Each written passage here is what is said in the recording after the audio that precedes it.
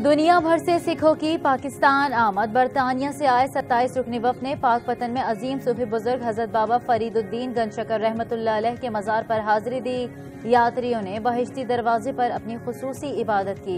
कव्वालों से बाबा फरीद का सूफियाना लंघे की गल शुरू हुई है और वो वास्ते की है कि पंजाब के खासकर जोड़े साढ़े लोग सिख बोलते हैं बड़े खुश ने और उन्होंने ये आस है कि ये बॉर्डर खुलन के नाल करतारपुर साहब का लांघा जो है खुल जाएगा। पूरी दुनिया में आज ये सबसे बड़ी न्यूज़ है, लांघा है जो खुल रहा है और मुझे ये लगता है कि आप लोग भी उतना ही चाहते हैं जितना वो लोग चाहते हैं, तो उतनी खुशी उन लोगों को है उतनी आपको भी है और हमें सबसे ज़्यादा है। करतारपुर राहदारी खुलने। बरतानिया से आए सिख यात्रियों के वफ़द ने बरसगीर पाको हिंद के अजीम सूफी बुजुर्ग हजरत बाबा फरीद गंजशकर रहमतुल्लाह अलैह के मज़ार पर हाजिरी दी। सिख यात्रियों का कहना था कि करतारपुर बॉर्डर खुलना पाक भारत दोस्ताना ताल्लुकात की तरफ अहम इकदाम है।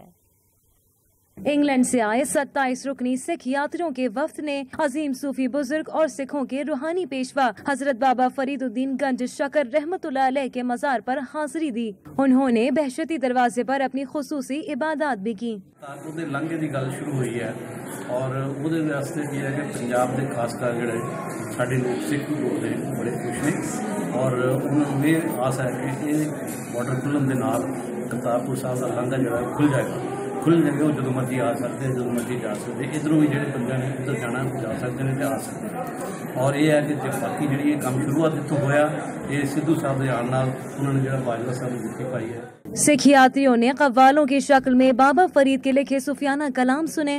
वफ्द में खवातीन और बच्चे भी शामिल थे। सिखों का कहना था कि दरबार पर आकर मन को बहुत सुकून मिलता है। जो दिल में तमन्नाएं लेकर आए हैं वो जरूर पूरी होंगी।